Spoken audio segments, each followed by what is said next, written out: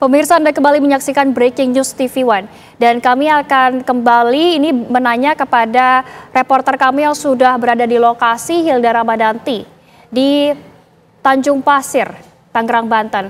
Hilda, bagaimana nanti proses kemudian pemindahan puing-puing yang sudah diangkut dari tengah laut ini kemudian akan dipindahkan ke pesisir pantai kah atau bagaimana? Baik, sepertinya masih belum terhubung pemirsa kami dengan reporter Hilda Ramadanti. Ya, saat ini proses pembongkaran total pagar laut akan segera dimulai. Ini informasi yang kami dapatkan dari rekan kami di lapangan, akan dimulai pukul 11 waktu Indonesia Barat. Dan untuk mengetahui informasi terbaru, kami sudah kembali terhubung dengan Atika Harahap. Tika, bagaimana update terbaru saat ini?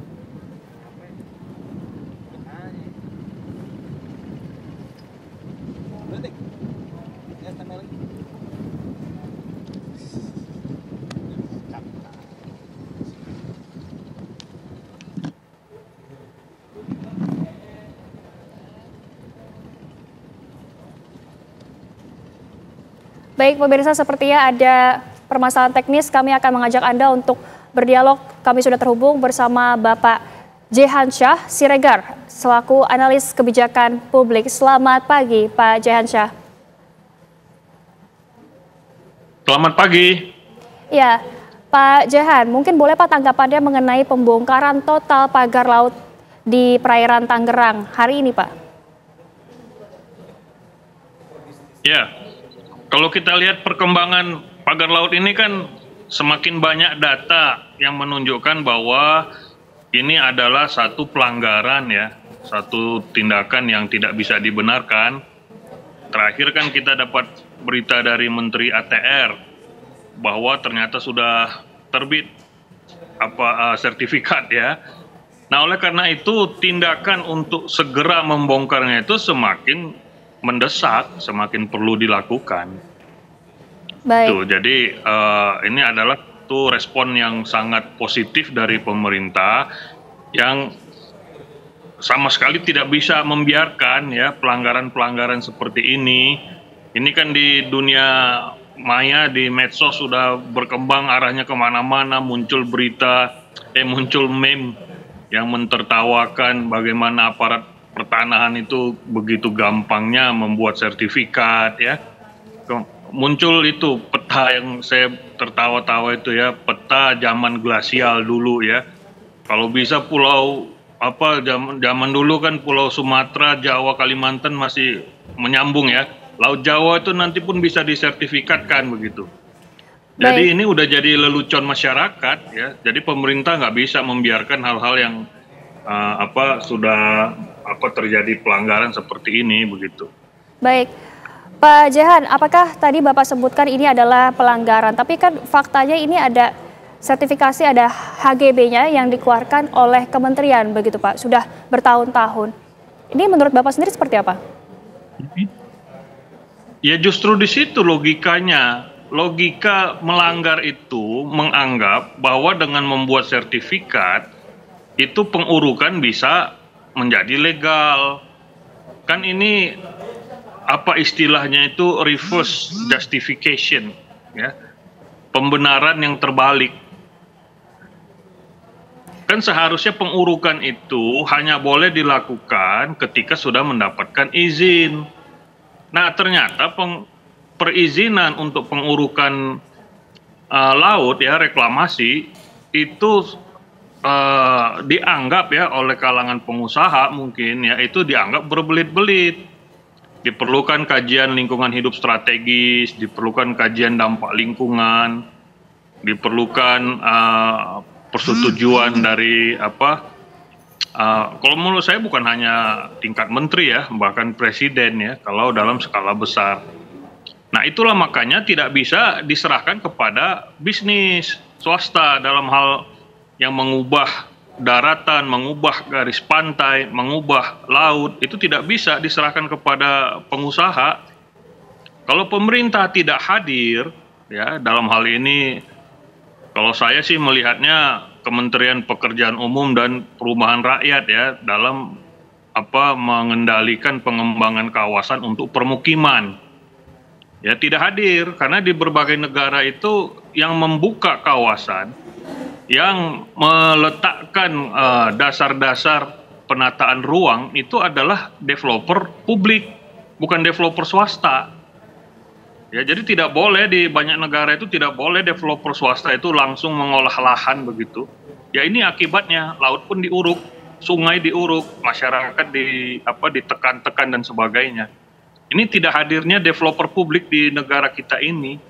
Nah, soal apakah urusan perikanan dan kelautan, soal urusan pertanahan agraria itu mengikuti. Karena apa? Karena ini adalah wilayah aglomerasi Jabodetabek. Semuanya berujung dari Jakarta. Kalau misalnya Bandara Suta digeser, Tol Sediatmo, Tol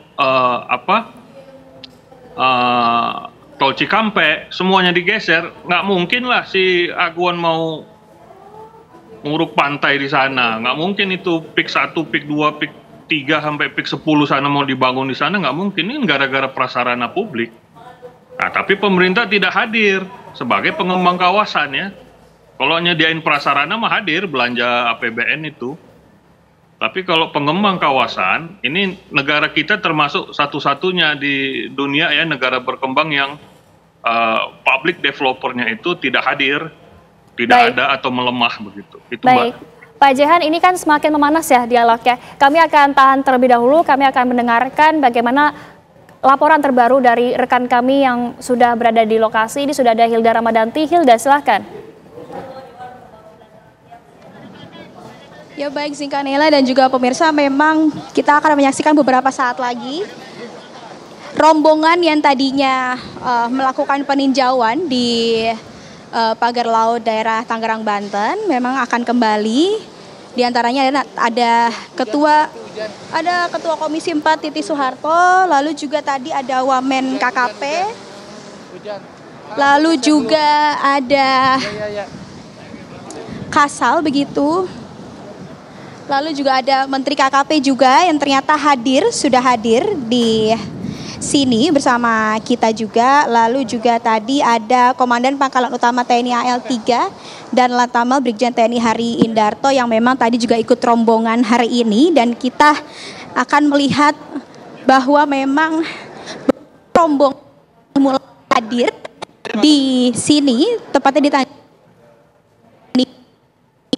laut yang nantinya akan dilakukan proses pembongkaran hari ini. Dan pemirsa, jika bisa kita lihat di sini rombongan juga sudah mulai turun. Baik. Hilda, mungkin Anda bisa mendekat ke Komisi 4 DPR RI, ke Bu Titik mungkin? Ya baik, Zika, coba akan saya usahakan dengan juru kamera saya untuk mendekati Bu Titi Soeharto. Ibu Tipi udah di sana. Jangan di sini dulu ya Mas Imi, tempat jalan keluar Mas.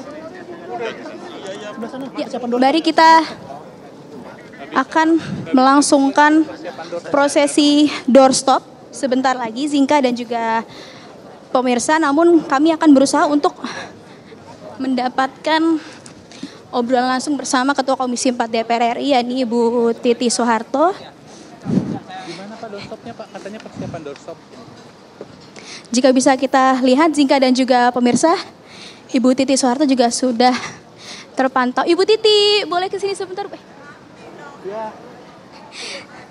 Oke, siap Bu Titi. Nah, pemirsa, jika bisa kami lobby sekarang Ibu Titi Soeharto, Ketua Komisi 4. Halo Ibu Titi, selamat pagi. Tuh kan, orang teman yang lainnya belum sampai sini. Oh, makan dulu apa? Lagi breaking news nih. Kira-kira seperti apa? Tadi sudah meninjau ke seperti apa kondisinya? Ya alhamdulillah hari ini kami dari Komisi 4 bersama Kementerian dan Angkatan Laut kita meninjau pagar laut yang menghebohkan itu, dan sebagian sudah dibongkar. Jadi kita pergi agak jauh tadi masih ada, dan insya Allah hari ini mulai benar-benar dicabut oleh aparat. Ibu Titi selaku Ketua Komisi 4, seperti apa sih Bu tanggapannya dengan adanya pagar laut yang viral beberapa waktu ini Bu?